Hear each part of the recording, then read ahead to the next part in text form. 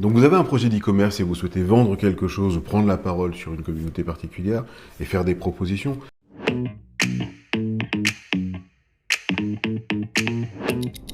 La première chose que vous allez vous demander, c'est qui sont mes clients et de quelle manière je vais pouvoir répondre à leurs demandes avec les produits que je vends.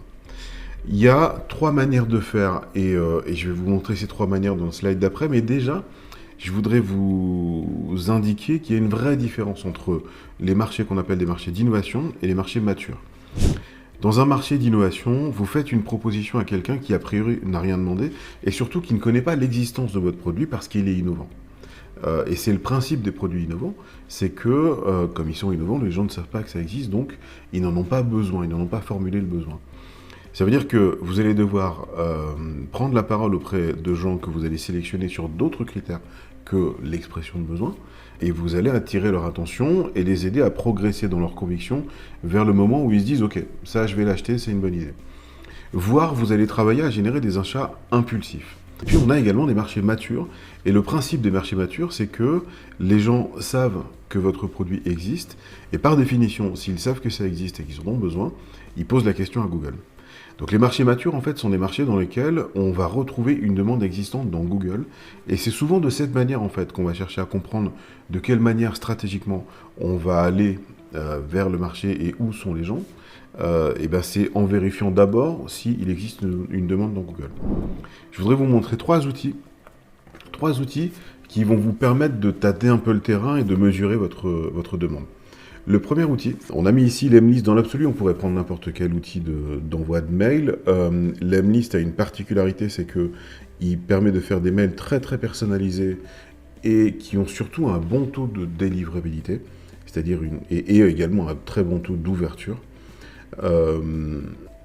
Mais qui a une contrainte pour le coup, c'est qu'on ne peut envoyer que quelques dizaines de mails par jour, parce que le principe de Lemlist, c'est qu'il va émuler le travail que vous feriez à la main. Et de cette manière, en fait, il a un bon taux d'ouverture, et c'est de cette manière également qu'il a un bon taux de délivrabilité.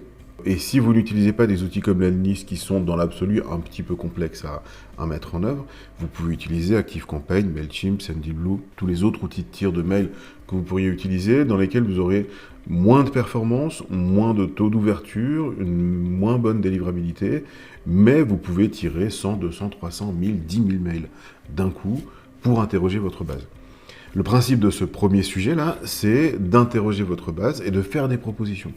Et selon le retour, eh ben vous allez continuer, orienter, corriger, enrichir la manière avec laquelle vous allez structurer votre catalogue.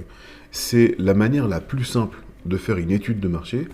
Une étude de marché, ça n'est pas de poser des questions à des gens, ça n'est pas d'administrer un questionnaire et de dépouiller un questionnaire sur Sphinx, par exemple, comme on le faisait avant. La bonne étude de marché, c'est de faire une proposition et de savoir combien de gens l'achètent. Voir combien de gens la préachètent ou la précommandent, ou se prépositionnent dessus. On a la possibilité aujourd'hui de faire, vous verrez quand on va monter le site, de faire un site très vite, de faire une page de vente très vite, pour pouvoir vraiment faire une étude de marché en vendant déjà. En vendant peut-être un échantillon, en pré-vendant, en proposant la pré-réservation, mais c'est la meilleure étude de marché que vous pourriez faire. Faites la promotion. Ça nécessite en revanche d'avoir une base pour le coup, d'avoir une liste de mails qui sont des gens qui sont dans votre cible et qui sont intéressants. Si vous n'avez pas ça, si vous n'avez pas votre liste de mails et que vous n'avez pas une audience, il va vous falloir passer par une étape intermédiaire. Et l'étape intermédiaire, moi, que je vous propose, c'est de travailler avec Facebook. Alors pourquoi Facebook? Parce que d'abord c'est toujours le réseau social le plus utilisé au monde, loin, loin, loin devant les autres, pour le coup, en population active. Alors c'est vrai que Facebook ne correspond pas à toutes les populations, et si vous avez des produits qui sont très très pour les jeunes par exemple, ou là pour le coup vous profiteriez mieux d'une audience comme celle d'Instagram ou TikTok, mais sur Facebook vous trouvez quelque chose que vous trouvez peu ailleurs, ce sont les groupes, et en fait l'intérêt de travailler avec les groupes, c'est que dans un groupe Facebook, vous avez des gens qui se réunissent par thématique et qui sont motivés sur la thématique. Donc ce qui est intéressant, c'est d'entrer dans un groupe, de faire la promotion, alors en accord avec les règles du groupe et avec les administrateurs et les modérateurs du groupe, bien sûr, mais de parler de votre proposition, voire même de demander des conseils à la communauté et de leur demander de réagir. Et de cette manière, en fait, vous avez des retours très simples de gens très impliqués dans votre thématique.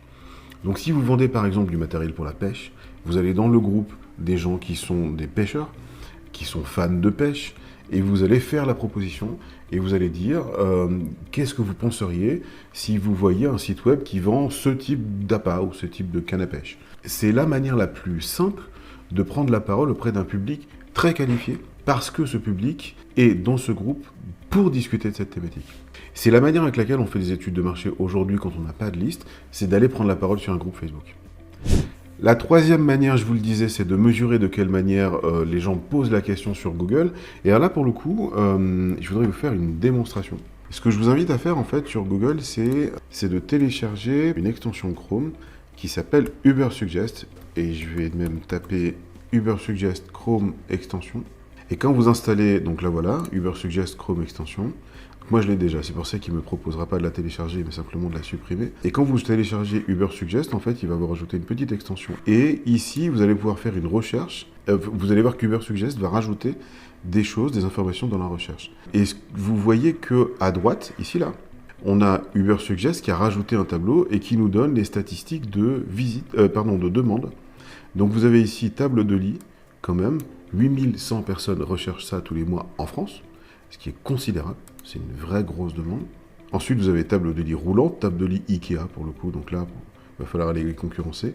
Table de lit pour ordinateur, table de lit à roulette, table de lit médicale, là pour le coup c'est une niche particulière. Et donc vous voyez ici que vous avez tout un tas de propositions et surtout, on a ici l'information qui est la demande existe. Et donc si la demande existe, ça veut dire qu'on est sur un marché mature et que vos clients sont sur Google. Alors, ça ne veut pas dire que vous n'allez pas pouvoir faire la proposition d'une table de lit à quelqu'un qui ne l'a pas commandé.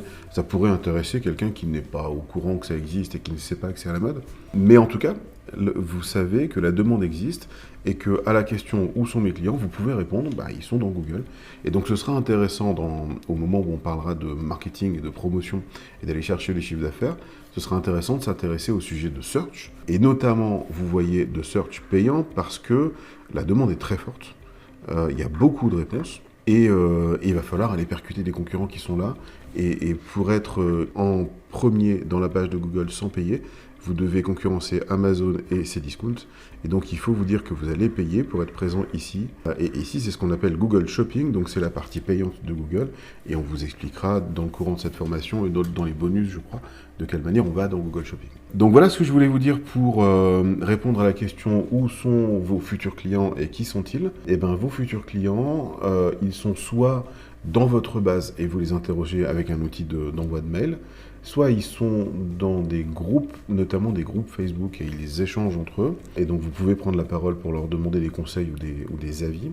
Soit ils sont dans Google et vous utilisez une solution comme Ubersuggest qui vous permet de savoir si la demande existe et de quelle manière elle est formulée.